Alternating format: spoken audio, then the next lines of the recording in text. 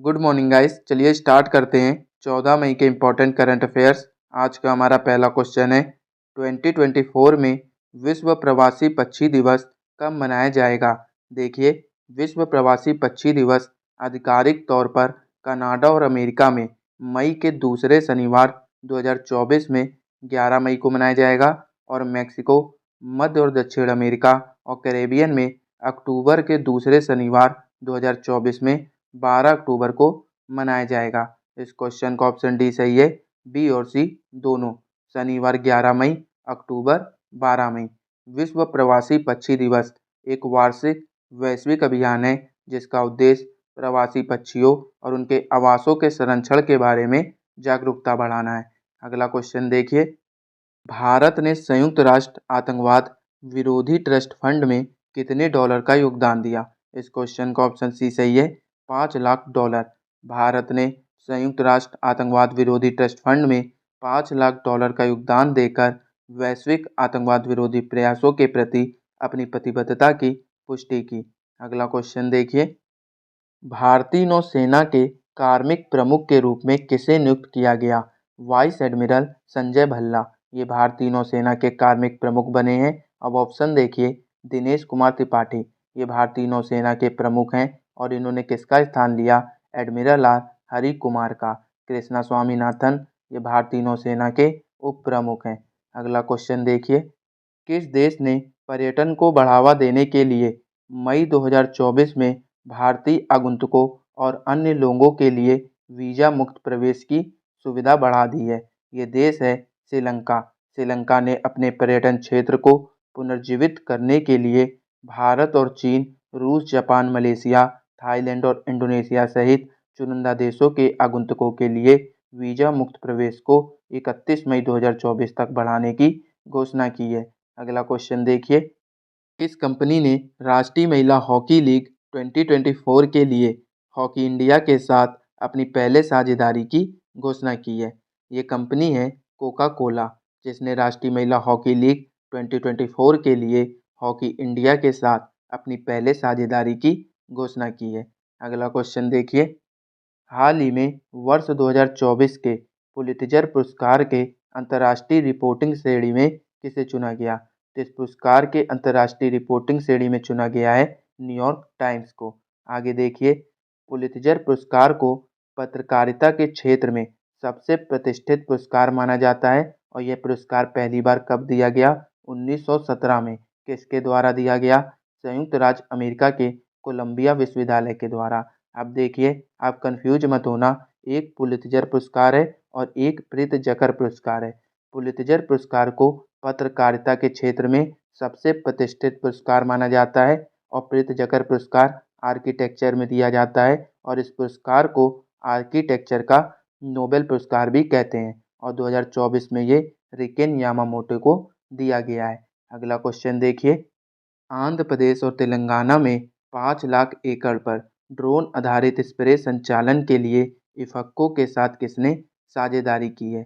ये साझेदारी इफको के साथ मारुत ड्रोन्स ने की है। मारुत ड्रोन्स इफको कृषि उत्पादकों द्वारा विकसित विभिन्न कृषि इनपुटों को लागू करने के लिए उन्नत ड्रोन प्रौद्योगिकी का उपयोग करेगा, जिसका उद्देश्य है फसल की पैदावार को अधिकतम करना और पर्यावरणीय प्रभाव को न्यूनतम करना। अब देखिए, मारुत ड्रोन्स के सह संस्थापक और सीईओ हैं प्रेम कुमार और इफको इसकी फुल फॉर्म है इंडियन फार्मर्स फर्टिलाइजर कोऑपरेटिव।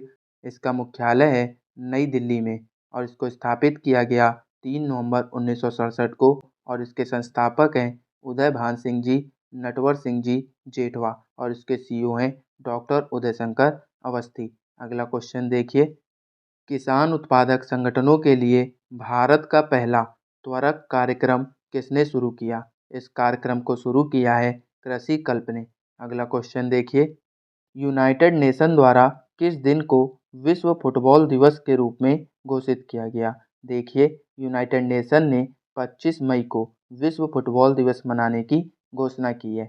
अब 25 मई को ही क्यों कहा है, क्योंकि पहला अंतर्राष्ट्रीय फुटबॉल टूर्नामेंट 25 मई 1924 में पेरिस में हुआ था। यूनाइटेड नेशन इसको कब इस्टेब्लिश किया गया, 24 अक्टूबर 1945 को और 24 अक्टूबर को यूनाइटेड नेशन डे मनाते हैं। इसका हेडक्वार्टर है न्यूयॉर्क में और यूनाइटेड नेशन के सिक्योरिटी जनरल हैं एंटोनियो गुटेरेस। अब देखिए, जिस तरह यूनाइटेड नेशन ने विश्व फुटबॉल दिवस मनाने की घोषणा की है, उसी तरह कुछ इम्पोर्टेंट डेट्स हैं, इन्हें भी देखते हैं।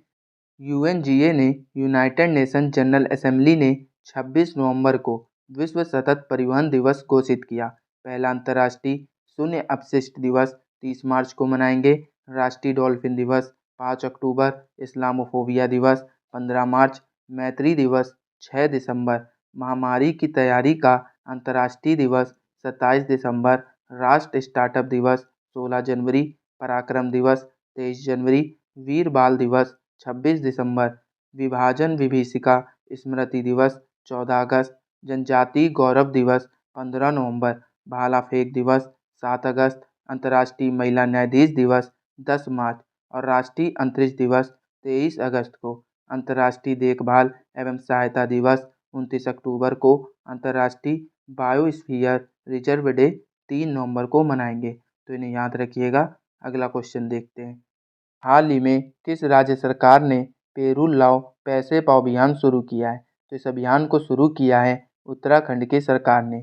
उत्तराखंड के मुख्यमंत्री ने हिमालयन बास्केट लॉन्च किया। उत्तराखंड के मुख्यमंत्री ने नशे के खिलाफ धामी अभियान शुरू किया है। उत्तराखंड सरकार ने बाहरी लोगों द्वारा कृषि भूमि खरीदने पर प्रतिबंध लगाया है। समान नागरिक संहिता लागू करने वाला पहला राज्य उत्तराखंड बना। संयुक्त सैन्य अभ्यास सूर्य किरण का 17वां संस्करण पिथौरागढ़ उत्तराखंड में आयोजित किया जा रहा है। अगला क्वेश्चन देखिए।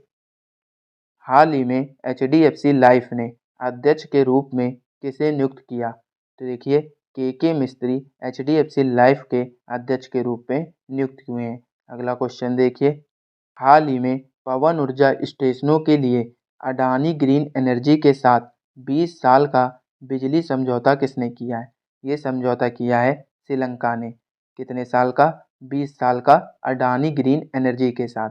अब देखिए, श्रीलंका की कैपिटल है कोलंबो, जो कि कमर्शियल कैपिटल है, और श्री जयवर्धनेपुरम कोट्टे ये एडमिनिस्ट्रेटिव कैपिटल है, और इसकी करेंसी है श्रीलंकन रुपी, और प्रेसिडेंट है रानिल विक्रमसिंघे, और प्राइम मिनिस्टर हैं दिनेश गुणवर्धने। अगला क्वेश्चन देखिए। हाल ही में किस देश में माता तीर्थ औंसी उत्सव मनाया गया? यह उत्सव नेपाल में मनाया गया। माता तीर्थ औंसी यानी मातृ दिवस नेपाल में मनाया जाता है, और मातृ दिवस नेपाली कैलेंडर के अनुसार बैसाख महीने की पूर्णिमा के दिन मनाया जाता है, और नेपाल के हर घर में लोग अपनी माँ की आरती करते हैं और उन्हें उपहार देते हैं। अब देखिए, बहुराष्ट्रीय सैन्य अभ्यास शांति प्रयास 4 नेपाल में शुरू हुआ। नेपाल के तमांग समुदाय ने सोनम लोसार के अवसर पर नया साल मनाया। नेपाल अगले 10 वर्षों में भारत को 10,000 मेगावाट बिजली का निर्यात करेगा।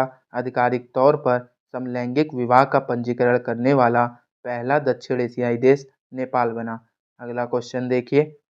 हाल ही में स्कॉटलैंड के फर्स्ट मिनिस्टर कौन बने? ये मिनिस्टर बने हैं जॉन स्विनी। आगे देखिए, आपको 2024 के जितने भी नए प्राइम मिनिस्टर और प्रेसिडेंट बने हैं वो रिवाइज कराता हूँ, तो ध्यान से सुनिएगा। पनामा के राष्ट्रपति बने हैं जोस राउल मुलिनो। सिंगापुर के प्राइम मिनिस्टर लॉरेंस वोग, और आइसलैंड के प्राइम मिनिस्टर बनर्जी बेनेडिक्सन। स्लोवाकिया के राष्ट्रपति पीटर पेलेग्रिनी। मिस्र के तीसरी बार राष्ट्रपति बने Abdel Fattah al Sisi. Democratic republic of Congo की प्राइम मिनिस्टर बनी जुडिथ सुमिनवा तुलुका। सेनेगल के राष्ट्रपति बासुरो डियोमाए फे।